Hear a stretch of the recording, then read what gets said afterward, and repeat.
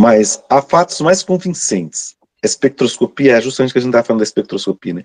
A espectroscopia permite estabelecer uma espécie de astroquímica que vos informa a respeito da composição das várias estrelas. Com a análise das radiações estelares, também poder estabelecer sua temperatura, porque a proporção que esta aumenta vê desaparecer no espectro as várias cores, do vermelho ao violeta, que é o último a aparecer. O ultravioleta revela as temperaturas mais altas. Quanto mais o espectro se estende nessa área, mais quente é a estrela observada. Então, o espectro vos revela concomitantemente a constituição química e a temperatura. Baseando-vos nesses critérios, torna-se possível uma classificação das estrelas, quanto ao tipo e uma gradação delas também em relação ao seu grau de condensação. Daí sua idade no processo evolutivo. Pô, que interessante, viu?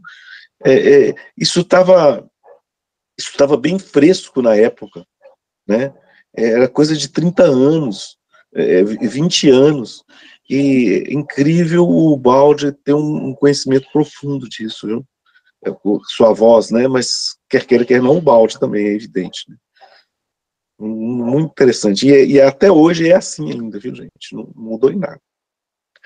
Uma primeira série de estrelas é composta de gases incandescentes, como o hidrogênio, o hélio e o nebúlio, que ainda desconheceis, e que eu ainda não conheço e nunca ouvi falar.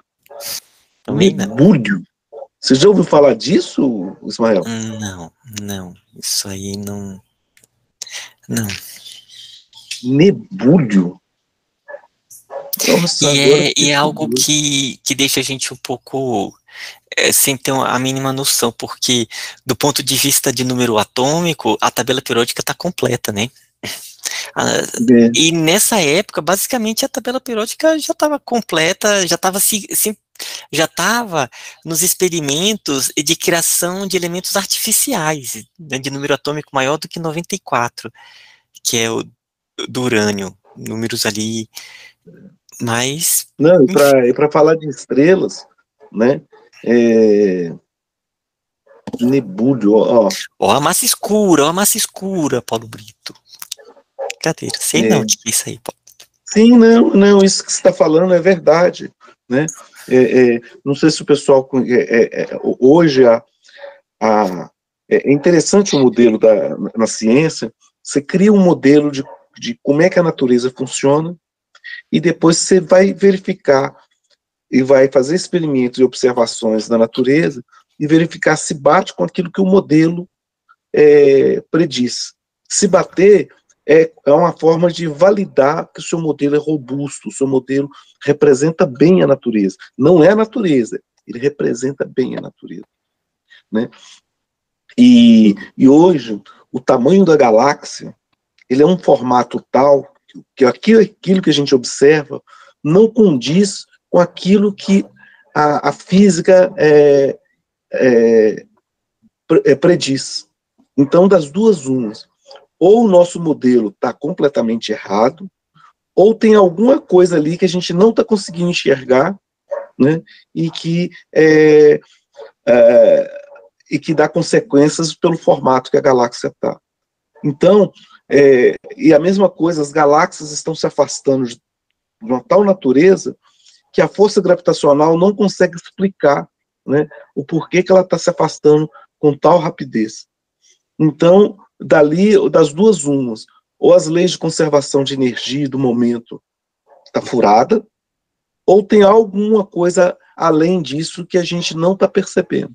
Então, os físicos hoje apostam nisso, os cientistas hoje estão apostando suas fichas nisso, que existe uma matéria chamada matéria escura e um quinto tipo de força, e toda força tem uma energia associada, chamada energia escura.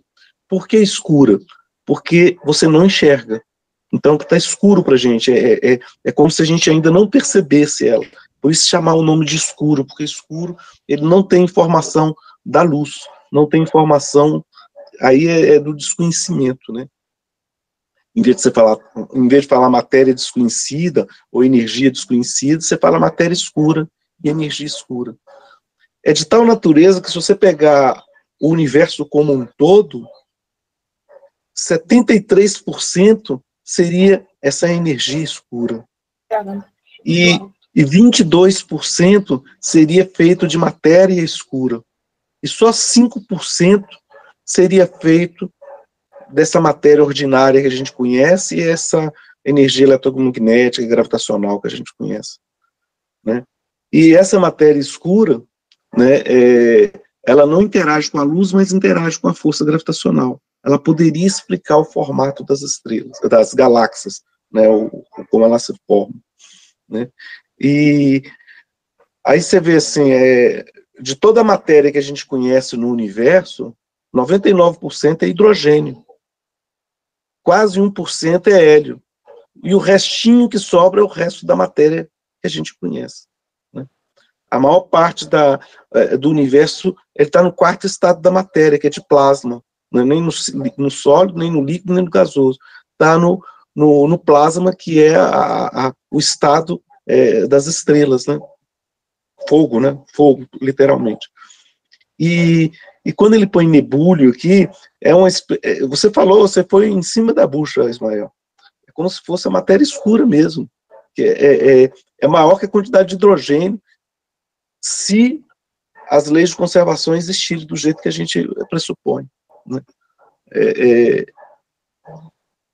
Isso aqui foi muitos anos, então você fica com a pulga atrás da orelha. Como não tinha nome, você podia pôr o nome que você quisesse, né? Nebúlio é um nome bonito, né? Nebúlio pode vir de nebulosa e ele já tinha essa ideia naquela época? Ele já tinha essa terminologia? Provavelmente, viu? Você tem razão, provavelmente.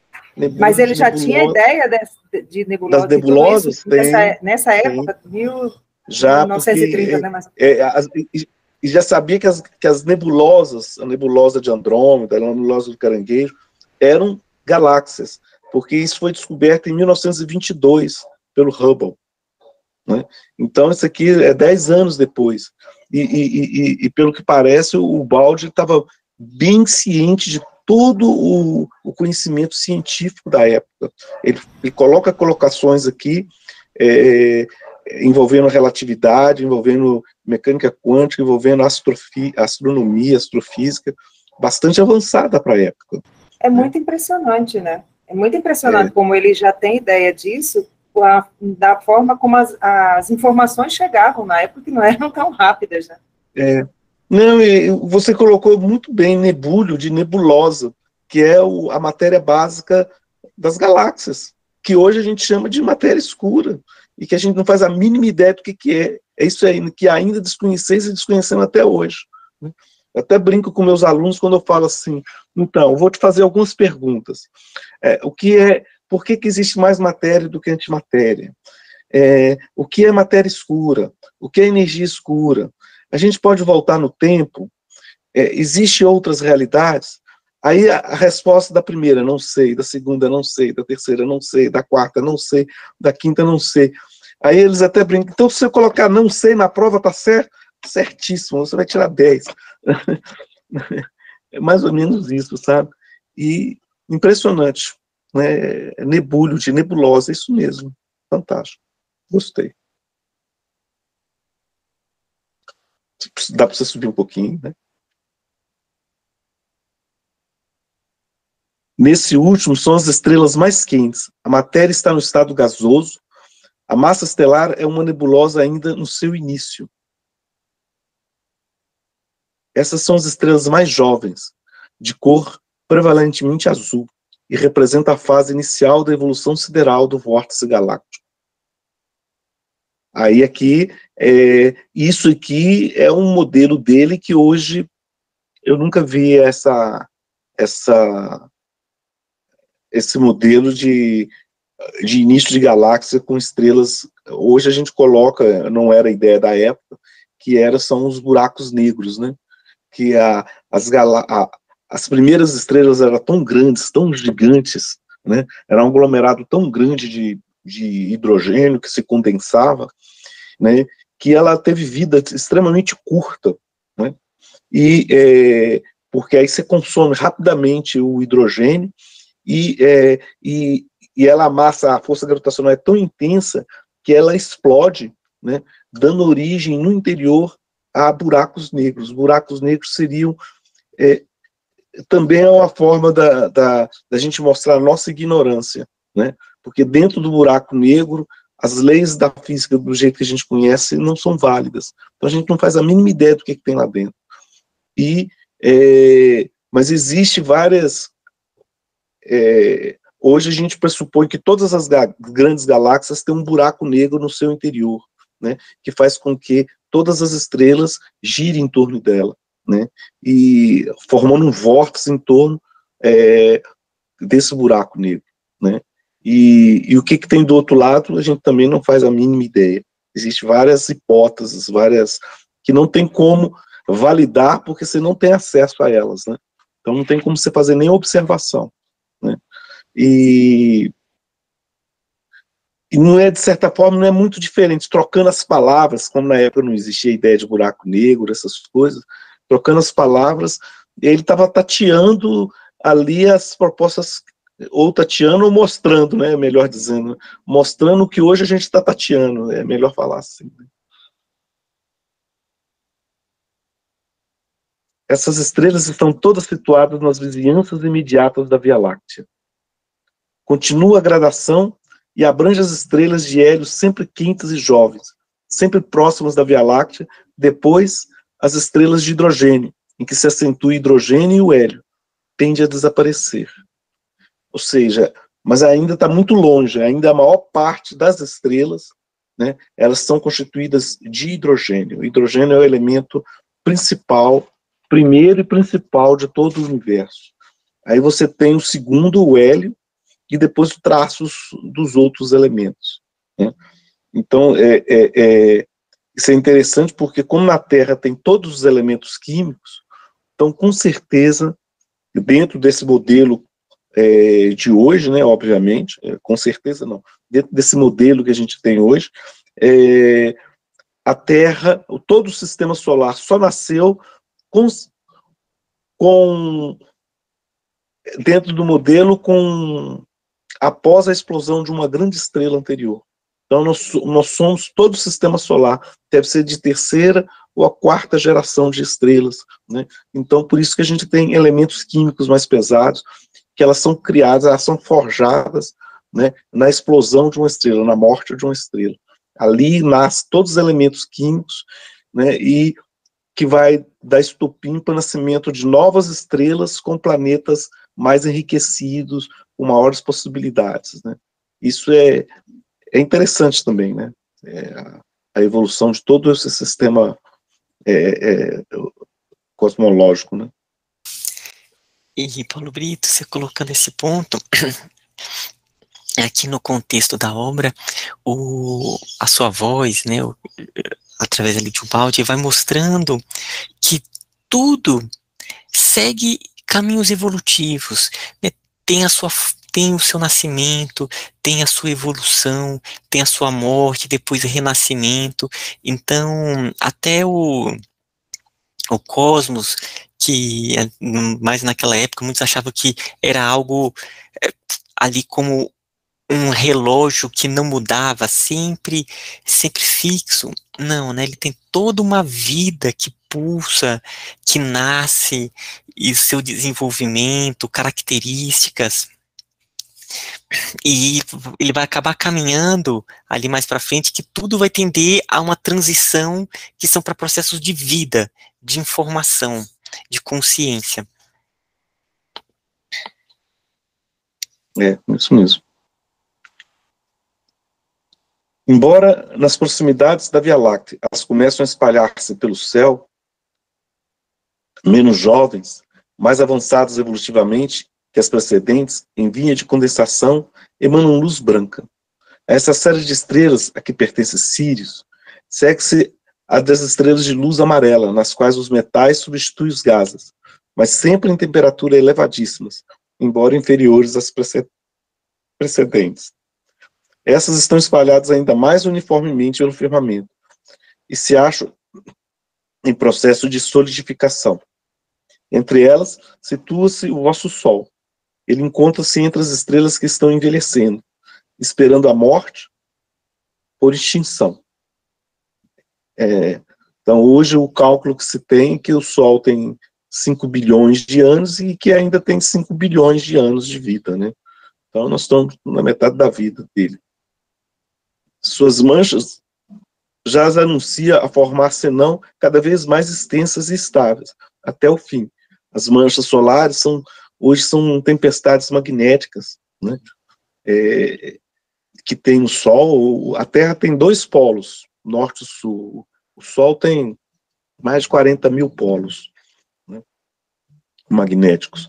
Tudo norte e sul, mas 40 mil espalhados pela superfície do Sol, e fica todo o tempo mudando de lugar, né? E de 11 em 11 anos ele tem o humor dele fica mais bravo. A gente diz que ele fica mais bravo, o Sol. E ano que vem vai ser 2023, justamente 11 anos de 2012. 2012 tinha sido o último ano que ele estava mais nervoso, né? E agora, 11 anos depois, ano que vem, então, a gente faz todo o monitoramento, né, do humor do Sol, para justamente quando ele mandar uma rajada muito grande de material, né, de partículas, né, se vem na direção da Terra, a gente consegue detectar. Essas partículas levam algumas horas para chegar até aqui. E essa informação chega em 8 minutos, mas as partículas levam mais tempo para chegar do que a luz, né? Então dá tempo para você desligar os satélites, dá tempo para você desligar os satélites de comunicação para não danificá-los, né? E a preocupação grande é essas partículas chegarem. Como hoje a gente depende muito de grandes satélites de comunicação, ano que vem a possibilidade de dar muita perturbação nas comunicações por causa das tempestades magnéticas do Sol é muito grande, e os cientistas sabem disso, e não sabe se o quão nervoso ele vai estar, né, mas sabe que ele pode ficar bem nervosinho, né.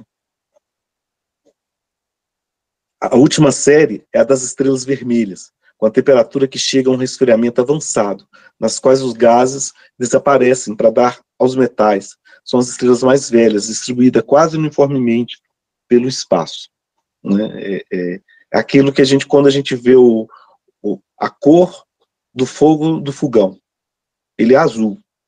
Aí quando o gás vai acabando, ele vai ficando amarelo. Quando ele já está no finalzinho, ele fica vermelho. É a mesma coisa. A ideia é a mesma, né? E nessa evolução das estrelas, vai seguindo um caminho que os elementos vão ficando cada vez mais densos, mais sólidos. Então vai do hidrogênio para o hélio, até ali pelo ferro, né, Paulo Brito? Isso, até o ferro. Até o ferro é forjado dentro das estrelas. Os elementos mais pesados do ferro, aí são forjados na morte da estrela, na explosão, quando ela explode. Isso, conclusão, se tem metal aqui antes do Sol nascer, é porque nós somos fruto, a gente gosta de falar que nós somos poeira de estrelas, né? Porque é resto de estrelas que chegou até nós que forma o nosso organismo, né? Então nós somos pó de estrela, né? Entretanto, outros fatos há para observar que se desenvolvem paralelamente aos 4 já observados: constituição química, temperatura, condensação e idade. As estrelas afastam da Via Láctea a proporção que envelhece.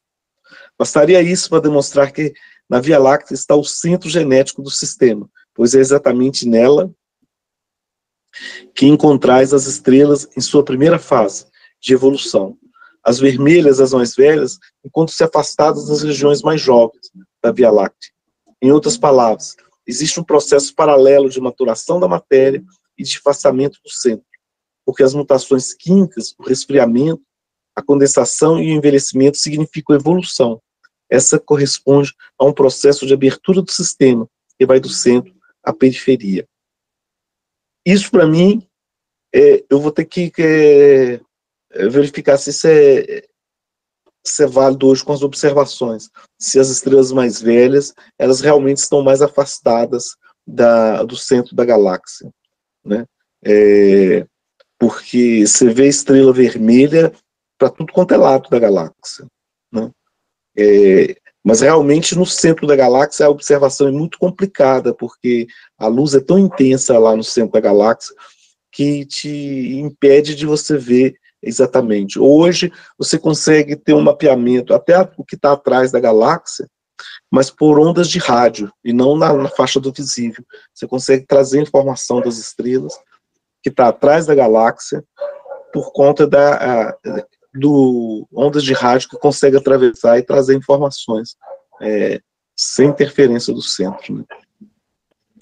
Paulo Brito, talvez estatisticamente possa acontecer algo assim? Então, aí eu não sei, por isso que ele está dando informação para verificar, né? Porque eu nunca tinha feito essa análise de a idade da estrela com o afastamento do centro da galáxia. Lembrando que aqui está falando da Via Láctea, né? E o centro da Via Láctea é o centro da Via Láctea, não do universo. O universo não tem centro, não. Cada galáxia tem seu próprio centro, né?